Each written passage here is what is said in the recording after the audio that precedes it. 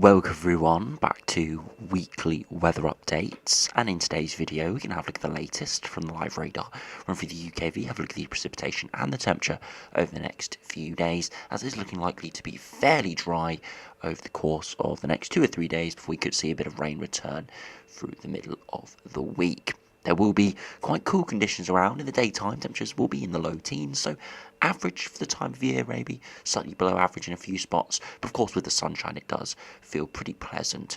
But overnight, of course, with a cool continental flow because of the higher pressure, it is looking highly likely we will see frosts wherever we do keep clear sky. So it will be very cold mornings and nights, but in the day should be fairly pleasant. As we head beyond that with the GFS, GEM, ECMWF and the ensembles, it is looking likely high pressure will continue to dominate at least for the next week to 10 days. Of course, there will be incursions of some sort of lower pressure and some weather fronts like through Wednesday, Thursday this coming week, and perhaps in the longer term, low pressure could try and squeeze the high pressure that is likely to sit over the top of us and towards Scandinavia. We're seeing a whole range of different scenarios of what could happen to the high pressure, some quite cool or cold scenarios, others quite warm. So there is the potential we do see considerably below average temperatures as we head into middle of April, but equally considerably above average temperatures could come as well. And we'll explore what the latest runs are showing. Very subtle differences in the position of the high pressure and wind direction can bring in very, very different air masses.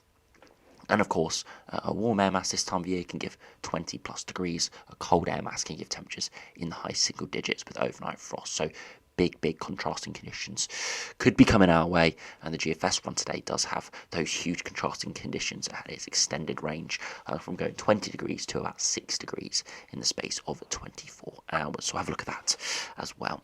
So do remember, if you enjoy my videos, make sure you like and subscribe, and remember to follow me on Twitter as well. The link's in the description. To start on the live radar, though, you can see it is pretty much bone dry for most areas at the moment. Of course, we've seen a lot of heavy rain recently, so it's good to be a bit of drying weather. And of course, we're seeing sunshine, something we haven't seen in some areas all too much through March, with it being incredibly dull in many areas.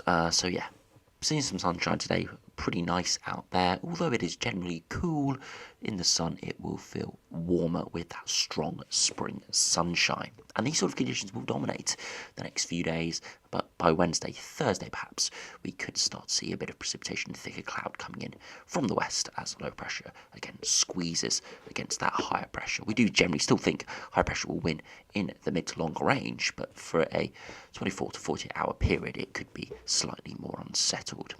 Now, if you look at the temperatures at 2 p.m, you can see that we have got fairly yellow conditions around, which is indicative of generally average conditions around those low teens points. Some blues indicating still some coolish conditions, but generally I'd say it's average to maybe slightly below average in terms of the actual temperatures, but wherever we see the sunshine is probably feeling pretty warm, and those sort of average conditions that we see, the statistics are pretty irrelevant when it feels fairly warm with that sun out there. So not too bad, but of course if we do see any cloud come over, the wind gusts a little bit, it will still feel fairly cool. Now, if you look at the UKV and have a look at the precipitation and the temperature over the next 5 days, now you can see at the moment it is fairly sunny, some clouds around through this afternoon in the north and the west, but nothing too bad at all. Beyond that, into tomorrow, it does continue to be really quite pleasant. The first signs of some precipitation perhaps moving into the far west, but it's going to make incredibly slow progress, really only reaching mainland United Kingdom come Wednesday. But another very sunny day, very pleasant, and if you've got plans to get outside through the early part of this week, the weather conditions are going to be perfect. As we head beyond that into Tuesday, you can see that weather front again makes very slow progress, but sort of disintegrates up against the higher pressure. Again, for parts of Northern Ireland, Republic of Ireland and Western Scotland, there could be some patchy rain, but the biggest impact from these weather fronts will just be some thicker cloud, which could halt those temperatures and generally give not pleasant conditions, so we're not seeing as much sunshine. Into Tuesday afternoon, again another very pleasant day, but as we head through Tuesday evening, you'll start to see the weather fronts do make more progress, especially in the west, giving some light to moderate rain, maybe heavy at times, but the more it progresses eastwards, the more it will degrade away, and you see through Wednesday to Thursday, for most areas, there'll be some patchy rain, light to moderate mostly, but a few heavier pulses, especially further westwards, with that and just generally thicker cloud through Thursday into Friday. For as we head into Friday, things will start to settle down a little bit as that high pressure starts to build back in and will give us dry conditions once again into the weekend.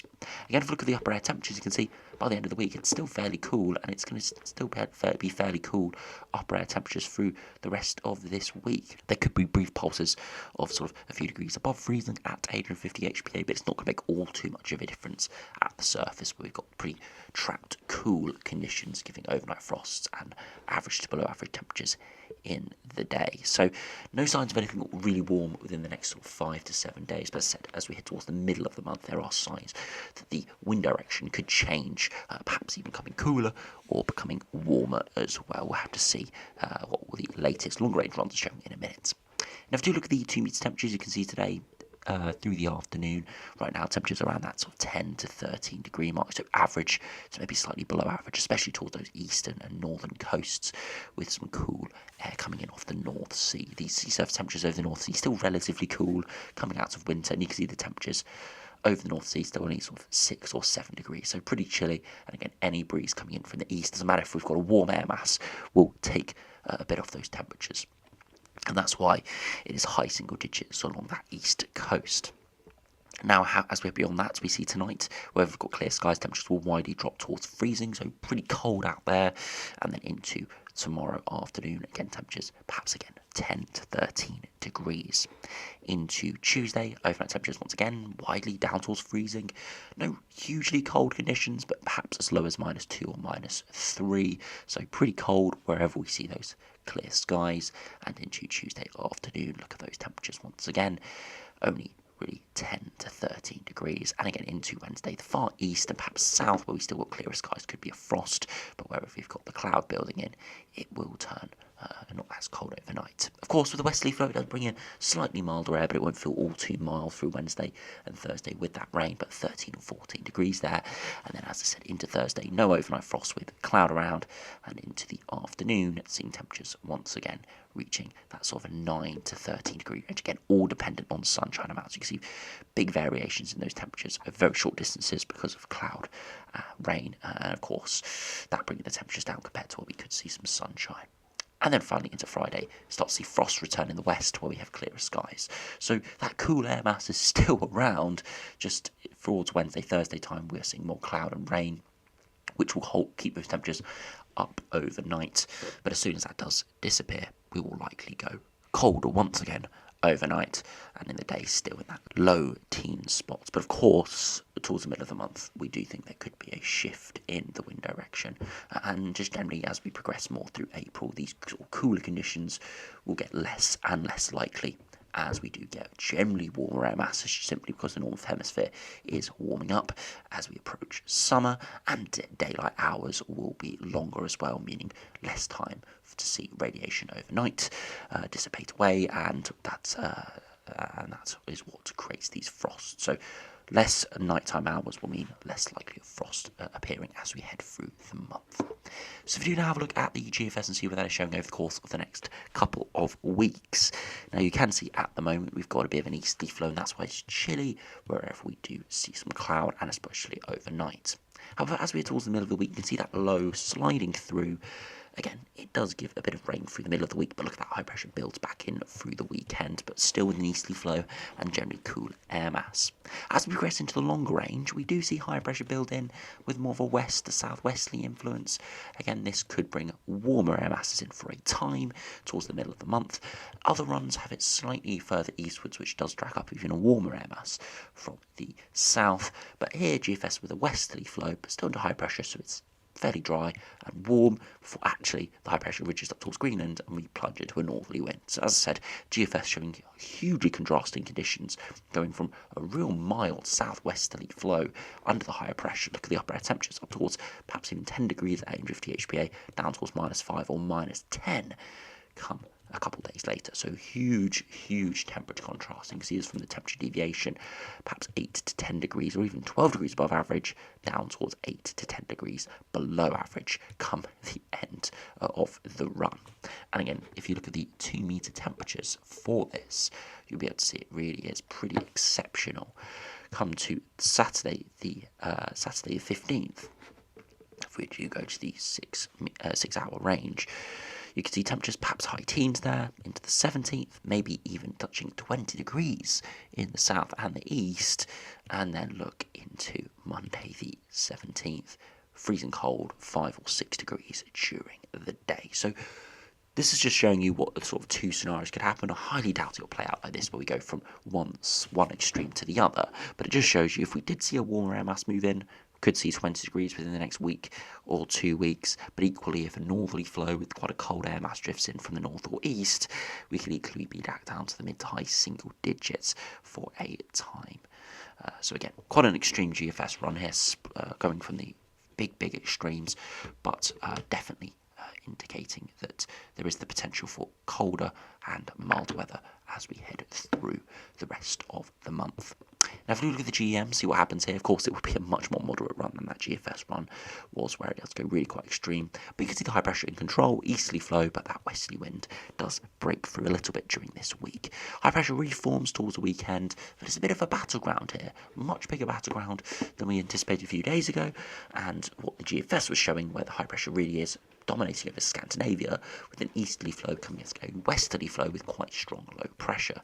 As we head into the longer range, low pressure could win for a time, but high pressure eventually wins out in the longer term. As you can see, all those blues dissipating, low pressure decreasing in strength, for the high pressure maintaining itself.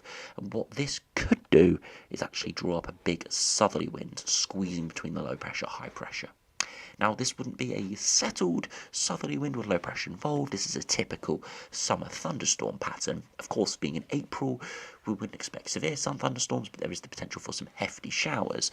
So if we look at those upper air temperatures, getting up towards 10 or maybe even 15 degree isotherm wafting up into parts of the Bay of Biscay, so really quite warm air mass moving in. Look at the temperature deviation, 10 to 12 degrees there across parts of France, maybe 6 to 8 degrees across parts of southern England. So quite warm there towards the end of the run here, but just showing you, if we did get a southerly wind in, it would be really quite nice and warm.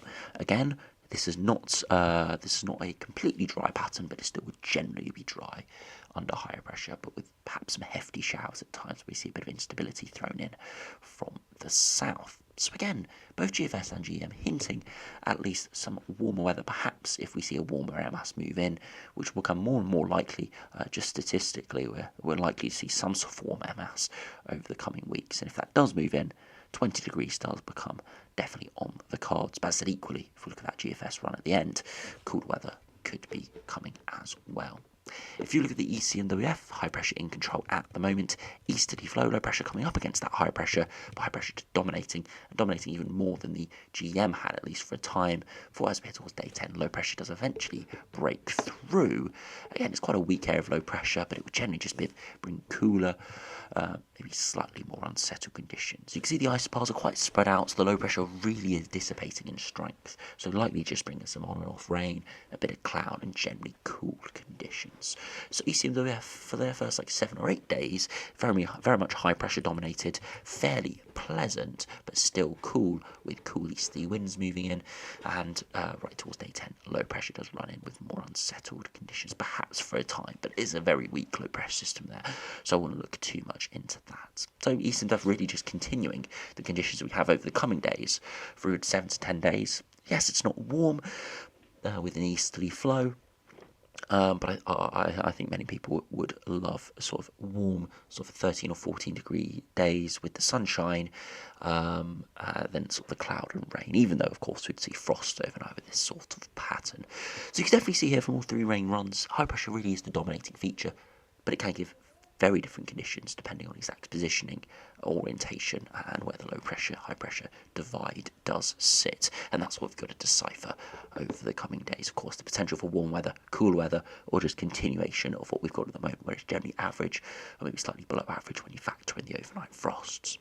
If we finish by looking at the ensembles, if we do start on the GFS ensembles, looking at the latest 850 HPA temperature and precipitation, you can generally see over the next couple of weeks we're hovering around the average line, maybe a degree or two either side, but of course that doesn't really matter all too much, as at the surface it will remain fairly cool, especially overnight, and in the daytime generally around that sort of 12 to 14 degree mark, maybe even cooler at times.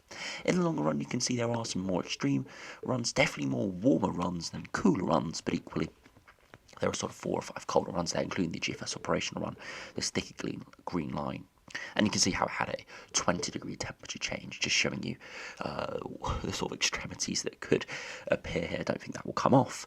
I think more likely it will hover around the average mark or slightly above average, but we will have to see. So generally around average for the foreseeable future. Precipitation is fairly minimal out sort of the 12th to 14th, apart from in the middle of this upcoming week, as we do see briefly unsettled conditions move in. So it will be fairly dry. Probably quite sunny as well, but of course those temperatures won't be all too amazing with a chillier easterly flow. Again, you can see that from the dew points. Dew points especially cool through most of this week, around freezing. Again, overnight frosts do trend slightly milder into next week. Again, maybe halting those overnight frosts as that sort of cool continental air does slowly warm up as we head through spring, which is inevitable every single year. So it could turn slightly milder, just generally by a degree or two, halting those overnight frosts, but it still will have a generally cool feel. And look at the 2 meter temperatures hovering around that sort of low teens point, but still generally on an upwards trajectory, simply because the northern hemisphere is warming up. So perhaps by the end of this run, towards the second half of April, we're looking at more at sort of 13, 14, 15 degrees than sort of the 11, 12, 13 we're looking at the moment, even with very similar sort of upper air temperatures. And finally, just looking at the sea level pressure, you can see it is generally high pressure dominated at least until the 12th of April, where there does, beyond that, does come a little bit more uncertainty, as there are some lower pressure runs appearing, but I won't look too much into those as of yet. And finally, just to finish with the models, if we look at the ECMWF ensembles, very similar to the GFS, generally around average for the foreseeable future, a couple of degrees either side or either side as well, and generally dry until around the 12th, where we do see some more uncertainty with more precipitation moving in, and of course that little precipitation spike peak area around the middle of this week as that brief area of low pressure does move through. So as I said, not too bad coming up over the next couple of weeks, not too amazing either, but I would very much prefer, in my personal opinion, to see this slightly cooler, maybe frostier high pressure system with warm sunshine than the sort of slightly milder but a lot more unsettled and unpredictable cloudy rainy pattern we have had recently. So anyway, thanks for watching, hope you enjoyed, subscribe if you're new, and I'll see you again for another video soon.